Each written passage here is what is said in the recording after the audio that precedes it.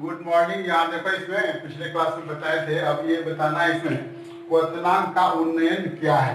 इसमें ये देखो ग्राफिकल मेथड द्वारा भी इसमें बताए हुए हैं कि कह रहा है किसी द्रव का क्वथनांक वह ताप है जिस पर उसका वाष्प दाब वायुमंडलीय दाब के बराबर होता है। किसी विलायक के कोई अवाष्पशील पदार्थ घोलने पर उसका वाष्प दाब कम हो जाता है, जिसके कारण क्वथनांक बढ़ जाता है, जिसे क्वथनांक का उन्नयन हम लोग कहते हैं। कह रहा है इसमें किसी द्रव का क्वथनांक वह ताप है जब उस वाष्प दाब वायुमंडलीय दाब के बराबर होता है। क्वथनांक मतलब होगा पिघलना, ये द्रवनांक मतलब होगा पिघलना, क्वथनांक मतलब हो गया उबलना। कह रहा है कि यदि कोई सब्सटेंस खोल रहा है, यदि उसमें हम लोग कोई वाष्पशील पदार्थ को मिला देंगे तो जिसके कारण उसका वाष्प दाब क्या होगा, घट जाएगा, लेकिन उसकी क्वथनांक क्या होगा, बढ़ जाएगा। इसी विधि को हम लोग कहते हैं क्वथनांक का उन्नयन।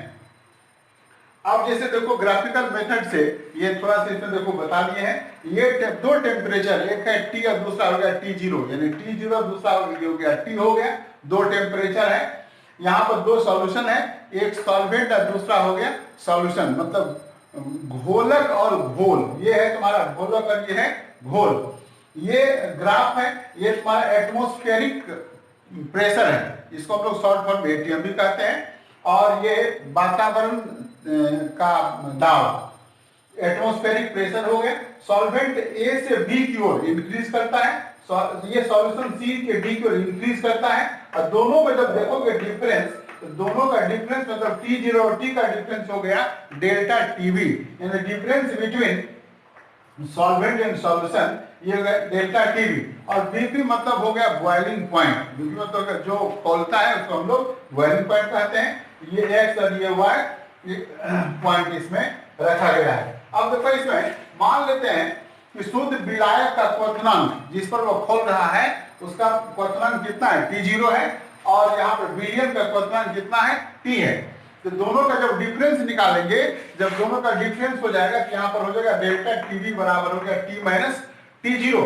ये T क्या है, विलियन का क्वथनांक हो गया, T0 क्या है, शुद्ध विलायक का क्वथनांक हो गया। तो हम लोग प्रयोग के आधार पर पाया गया है कि क्वथनांक में वृद्धि विलय के मोललता के समानुपाती होता है। यानी प्रयोग के आधार पर पाया गया क्वथनांक में वृद्धि जो होगा वह विलय के मोललता के समानुपाती होगा। याद होगा बताए थे कि नॉर्मलिटी किसे कहते हैं, मोललिटी किसे कहते हैं और मोलरिटी किसे कहते हैं, अदर देन मोल फ्रैक्शन।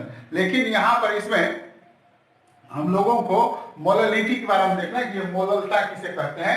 तो मोललता को याद होगा कि हम लोग M से डिनोट करते हैं, और उसमें याद होगा उसमें बताए थे कि 1 kg में या 1000 ग्राम में ग्राम सॉल्वेंट घुला हुआ रहता है, इसी को हम लोग मोललता कहते हैं। और उसका ये M से डिनोट करते हैं, M बराबर होता है X × 1000 बटे B × M।